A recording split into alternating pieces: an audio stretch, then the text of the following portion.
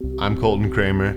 I specialize in traditional style tattoos. I take a lot of influence from Japanese style and the old school American sailor stuff, and I've really kind of latched on to the process of both of those and trying to make it my own. So I want the work to be bold, loud, very clear and concise, recognizable from afar. I'd say that it's becoming very challenging to define yourself as what would set somebody apart from a collective.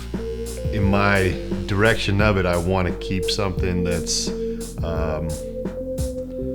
it's fulfilling, as we kind of are like therapists. People tell you everything about themselves. You become a friend, you build interesting relationships with. We have to dig sometimes, but sometimes it's really easy to, throw yourself into the process more for them.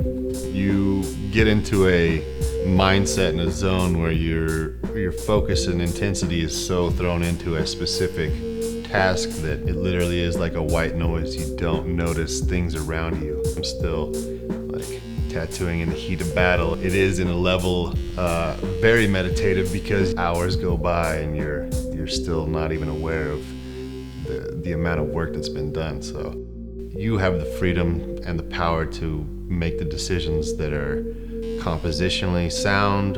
As an artist, there is a level of confidence that you must come forward with every design and every piece that's produced. It's meant to be controversial, not always confrontational. Soft and timid art rarely has an impact on people. It is like a kind of a way of life now. It's eat, drink, tattoo.